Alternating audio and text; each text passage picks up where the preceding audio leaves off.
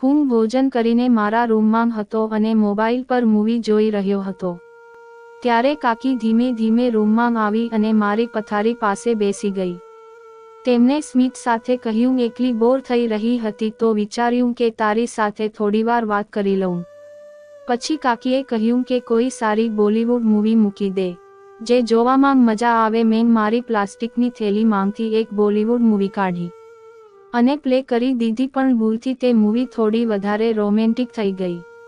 કાકી શાંતિથી મૂવી જોઈ રહી હતી, પણ મારી સ્થિતિ એકદમ વિચિત્ર થઈ ગઈ હતી. થોડીવાર પછી કાકી ઊભી થઈ. મને લાગ્યું કે તેઓ તેમના રૂમમાં જઈ રહી હશે, પણ તેઓ દરવાજા પાસે જઈ અને પલટીને મને જોઈને બોલી, રોહન, મારું મશીન ખરાબ થઈ ગયું છે. તારા કાકા ઘરે નથી અને તે મશીન વગર મારું કામ થતું નથી. શું તું તેને ઠીક કરી શકીશ? આ બોલીને કાકી તેના રૂમમાં ચાલી ગઈ. થોડા સમય પછી હું એમના રૂમમાં ગયો અને પછી 2 કલાક સુધી જે થયું તે સાંભળીને તમારા હોશ ઉડી જશે. મિત્રો, મારું નામ રોહન છે અને મારી ઉંમર 22 વર્ષની છે. આ વાત 2 વર્ષ પહેલાંની છે. મારા પિતા અને કાકા બંનેની પોતાની દુકાન હતી અને હું મારા પિતા સાથે તેમની દુકાન પર કામ કરતો હતો. મારા કાકા અને કાકી પણ અમારી સાથે જ રહેતા હતા. કાકાના લગ્નને 2 વર્ષ થયા હતા, પણ હજુ સુધી તેમને કોઈ સંતાન ન હતું. મારી કાકી ખૂબ જ સુંદર અને યુવાન હતી. તે દિવસે અમારો આખો પરિવાર સાથે બેસીને ભોજન કરી રહ્યા હતા. જેમ જ અમારું ભોજન પૂર્ણ થવા આવ્યું, મારા પિતા કામ માટે બહાર નીકળી ગયા. એ સમયે મારી કાકીએ કાકાને કહ્યું, ચાલો ને આજે મૂવી જોઈ આવીએ. પણ કાકા જેવા કામમાં વ્યસ્ત રહેતા હતા. તેણે કહ્યું કે હવે તો હું દુકાન પર જઈ રહ્યો છું અને રાત્રે પણ માલ લેવા બહાર જવાનું છે. મૂવી જોવા માટે 2 દિવસ પછી રવિવારે જશું. કાકી કાકાની વાત સાંભળીને થોડી નિરાશ થઈ ગઈ અને મૂવી જોવાનું મન મૂકી દીધું. ત્યારે મારા મમ્મીએ કહ્યું કે હા, પણ તો ઠીક છે, તું રોહન સાથે ચાલી જા. મમ્મીની વાત સાંભળીને કાકી માની ગઈ અને મને પૂછ્યું, રોહન, તો આપણે ક્યાં જઈશું? મેં જવાબ આપ્યો, સાંજે 5 વાગ્યે મૂવી જોવા જઈશું. કાકીએ પણ હા પાડી. આ પછી દરેક જણ પોતપોતાની કામગીરીમાં વ્યસ્ત થઈ ગયા. સાંજ સરસ જ હું દુકાનેથી ઘરે પરત આવ્યો અને તરત જ તૈયાર થઈ ગયો. મેં કપડાં બદલીને તૈયારી કરીને મારી કાકીને બોલાવી, કાકી, ચાલો જશું. કાકીએ અંદરથી જવાબ આપ્યો, હા, બસ 2 મિનિટ આવી રહી છું. થોડા સમય પછી કાકી બહાર આવી તો તેને ગુલાબી સાડી પહેરીને ખૂબ જ સુંદર લાગતી હતી. મેં કાકીને જોયા પછી હસતાં કહ્યું, તમે આ મૂવી જોવા માટે નહીં, પરંતુ કોઈ લગ્નમાં જવા માટે તૈયાર થયા હોય એવું લાગે છે. કાકીએ હસતાં કહ્યું, ચાલ છોડ, હવે વધારે વાતો ન બનાવ, ચાલ તાત્કાલિક જોઈએ. એમ કહી પછી અમે બને ગયા. જ્યારે અમે પહોંચ્યા, ચાચીએ કહ્યું કે પહેલા ટિકિટ લઈ લે, પછી કંઈક ખાઈ પી લઈ લે. હું ટિકિટ લેવા માટે લાઇનમાં ઊભો રહી ગયો અને મૂવી જોવા માટે લાંબી કતાર હતી.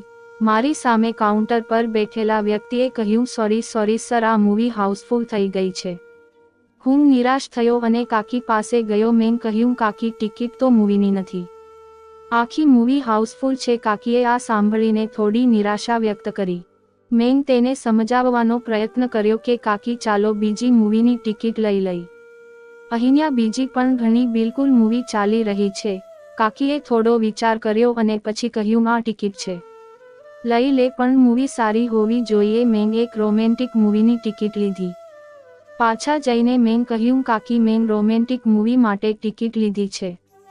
કાકીએ આશ્ચર્યથી પૂછ્યું, આ મૂવી કેવી છે? શું તને ખબર છે કે તેમાં શું છે? મેં જવાબ આપ્યો, કાકી, મેં હજી સુધી નથી જોઈ, પણ સાંભળ્યું છે કે આ ઘણી સારી છે. કાકીએ હવે મુસ્કાન સાથે, ઠીક છે, ચાલ જઈએ, કદાચ સરસ થઈ હોય. હવે ટિકિટ લઈ અમે હોલમાં ગયા. હોલમાં અંધારું હતું અને સ્ક્રીન પર જાહેરાતો ચાલી રહી હતી.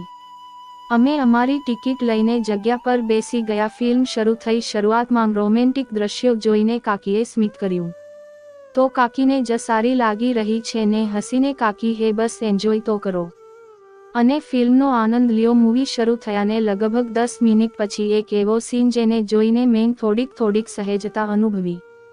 હોલમાં બેઠેલા બાકી લોકો ઉત્સાહિત થઈને જોરથી હસવા લાગ્યા અને તેમની વાતોને અવાજે વાતાવરણને વધુ વિચિત્ર બનાવી દીધું હતું. હું થોડોક નર્વસ થઈ ગયો અને મારી કાકીની તરફ જોવા લાગ્યો, પણ કાકી સંપૂર્ણ શાંત હતી અને ખૂબ ધ્યાનથી મૂવી જોઈ રહી હતી. જાણે કઈ વાત તેમને કોઈ અસર ન હતો. મેં પોતાને સંભાળવાનો પ્રયત્ન કર્યો અને મૂવી જોવાની કોશિશ કરી, પણ મનમાં એક પ્રકારની લાગણી ઊભી થઈ ગઈ હતી. થોડા સમય પછી મૂવીનો ઇન્ટરવેલ થયો. જેમ સ્ક્રીન પર ઇન્ટરવેલનો પડી ગયો, કાકી મારી તરફ જોઈને બોલી, ચાલ રોહન, હવે ઘરે જઈએ. આ સાંભળીને હું આશ્ચર્યમાં પડી ગયો અને થોડી પરેશાની સાથે બોલ્યો, પણ કાકી, હજી તો અડધી મૂવી બાકી છે. હવે કેમ ઘરે જઈએ? કાકીએ કહ્યું, હવે બધું મૂવી જોવાનું મન નથી. મૂવીમાં કંઈ ખાસ લાગતું નથી તો પાર્કિંગમાંથી બાઇક લઈને આવ. કાકી જમીન પરથી ઊભા થઈ ગયા અને હું હોલમાંથી બહાર જવા લાગી.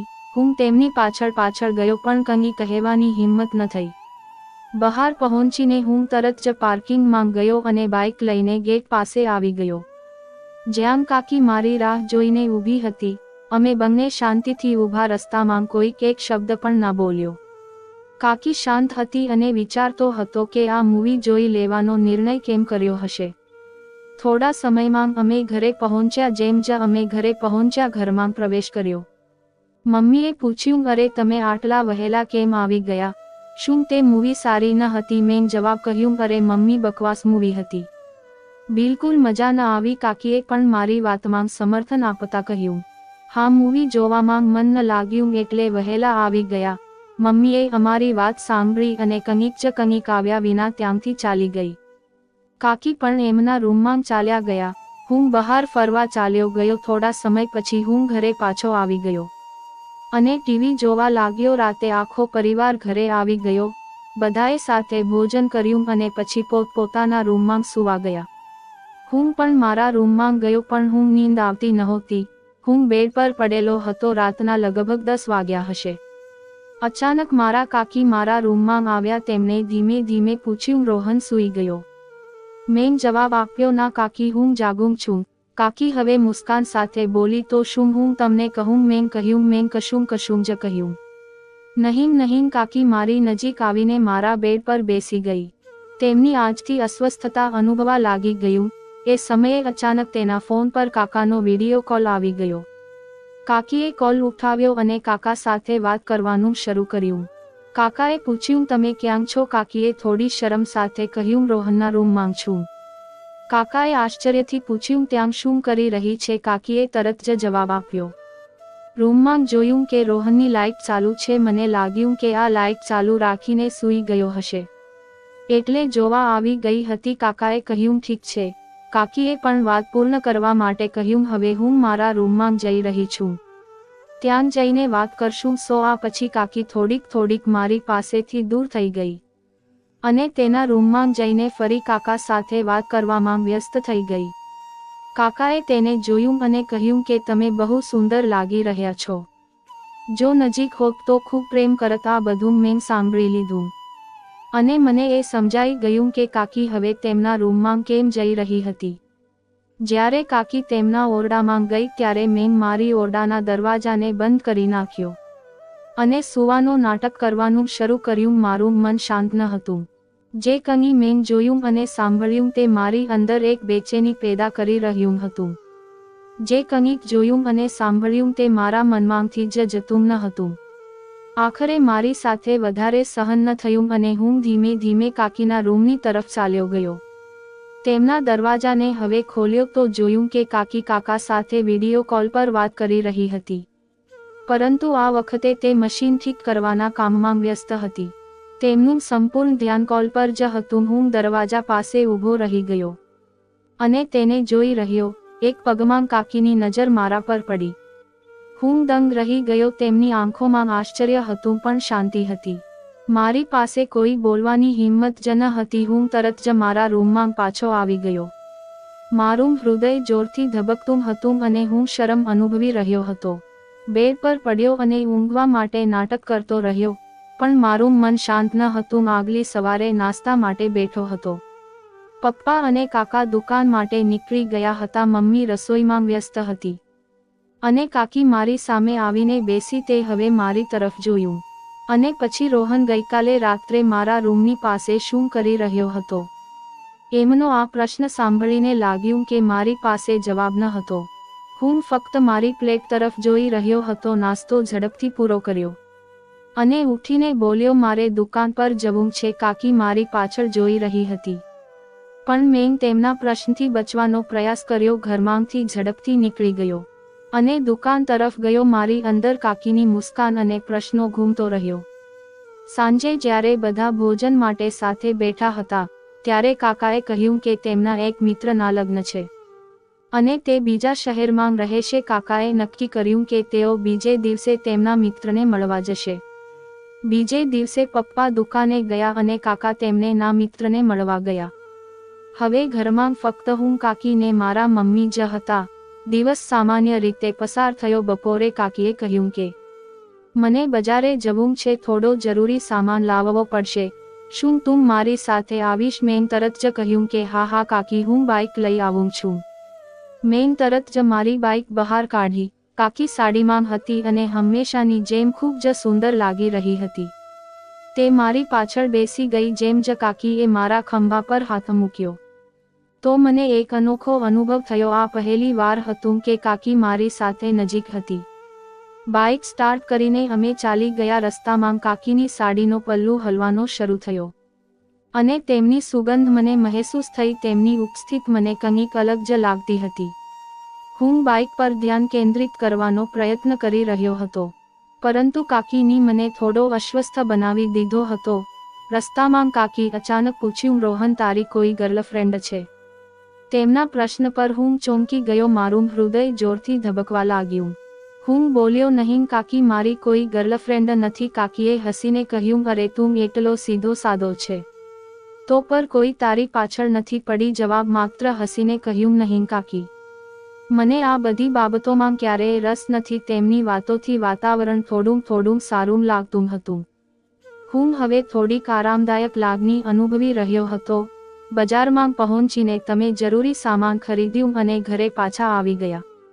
ઘરે પહોંચતા જ તેણે સામાન મૂકીને મારી તરફ હસીને કહ્યું, થેન્ક યુ રોહન, આજે જો તું ન હોત તો મને આ બધું લાવવા માટે ઘણું મુશ્કેલ થતું. મેં હવે મારા રૂમ તરફ ચાલ્યો. રાત્રે લગભગ 8 વાગ્યે હું ભોજન કરીને મારા રૂમમાં સૂતો હતો અને મોબાઈલમાં મૂવી જોઈ રહ્યો હતો. સંપૂર્ણ શાંતિ હતી અને હું મારી દુનિયામાં વ્યસ્ત હતો. ત્યારે દરવાજા પર ખડખડાહટ થયો. મેં માથું ઉઠાવ્યું તો જોયું કે કાકી દરવાજા પાસે ઊભી હતી. તેમણે હસીને પૂછ્યું, શું કરી રહ્યો છે? રોહનને સ્ક્રીન પરથી નજર હટાવતા કહ્યું, કંઈ ખાસ નહીં કાકી, મૂવી જોઈ રહ્યો છું. મેં થોડું આશ્ચર્ય સાથે પૂછ્યું, કાકી, તમે અહીંયા શું કરવા આવ્યા છો? તેમણે કહ્યું કે એકલી બોર થઈ જઈ રહી હતી તો વિચાર્યું કે તારી સાથે થોડીવાર વાત કરું. મેં કહ્યું, ઠીક છે કાકી, તમે બેસો છો. આ પછી કાકી પણ મૂવી જોવા લાગી. હું હોલિવૂડની એક એક્શન થ્રિલર મૂવી જોઈ રહ્યો હતો જેમાં જે ડાયલોગના અસરકારક સીન હતા. થોડા સમય સુધી કાકી સ્ક્રીન પર ધ્યાનપૂર્વક જોતી રહી. પછી બોલી, રોહન, આ કઈ મૂવી જોઈ રહ્યો છે? કઈ સમજમાં નથી આવતું? હસીને બોલ્યો, કાકી, આ હોલિવૂડ મૂવી છે. આમાં અંગ્રેજી ડાયલોગ છે એટલે તમને સમજાવવામાં મુશ્કેલી થઈ રહી છે. કાકીએ થોડું નારાજગી સાથે કહ્યું, અરે તો એવી મૂવી જે મને સમજાય અને જોવામાં મજા આવી એવી ચડાવ. મેં માથું હલાવતા કહ્યું, ઠીક છે કાકી, તમે કઈ મૂવી જોશો? કાકીએ તરત જ જવાબ આપ્યો, કોઈ સારી બોલિવૂડ મૂવી ચડાવ. તે જોવામાં મજા આવી. મેં મારી પ્લેલિસ્ટમાંથી એક બોલિવૂડ મૂવી પસંદ કરી અને પ્લે કરી દીધી, પણ ભૂલથી તે મૂવી થોડી વધારે રોમેન્ટિક હતી. હું તરત જોઈ રહ્યો હતો, પણ કાકીની ઉપસ્થિતિમાં થોડા સીન મને વધુ અસ્વસ્થ લાગતા હતા. કાકી મને શાંતિથી મૂવી જોઈ રહી હતી, પણ મારી સ્થિતિ એકદમ વિચિત્ર થઈ ગઈ હતી.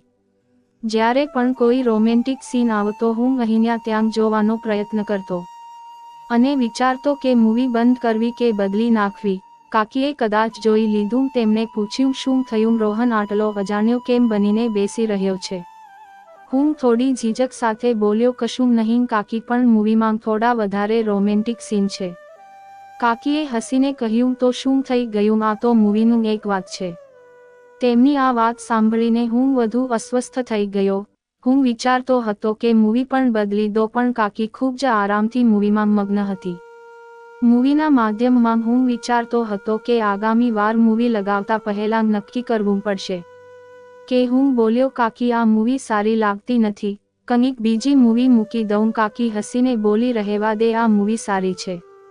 થોડીવાર પછી કાકી ઊભી થઈ, મને લાગ્યું કે તેમના રૂમમાં જઈ રહી છે, પણ તે દરવાજા પાસે જઈને પલટીને મને જોઈને બોલી મારી એક દરજી કામનું મશીન ખરાબ થઈ ગયું છે. તારા કાકા ઘરે નથી અને તે મશીન ઠીક કર્યા વગર મારું કામ થતું નથી. શું તું તેને કરી શકીશ? આ બોલીને કાકી તેમના રૂમમાં ચાલી ગઈ. મૂવી બંધ કરી અને વિચારતો રહ્યો કે જવું જોઈએ કે નહીં. મારું મન પણ જવા માટે રાજી હતું, તેથી હું તેમના રૂમમાં ગયો. સાંજે લગભગ 2 કલાક બાદ મેં તેમની મશીન ઠીક કરી દીધું, તેથી કાકી ખૂબ જ ખુશ થઈ ગઈ. પછી હું પણ મારા રૂમમાં જઈને સૂઈ ગયો. મિત્રો, વિડીયો ગમ્યો હોય તો વિડીયોને લાઈક કરવાનું ભૂલતા નહીં અને આવી બીજી સ્ટોરી માટે ચેનલને સબસ્ક્રાઇબ કરી લેજો. આ સ્ટોરી કાલ્પનિક અને માત્ર મનોરંજન માટે છે. આવી બીજી સ્ટોરી જોવા માટે આ વિડીયો પર ક્લિક કરો. ધન્યવાદ મિત્રો.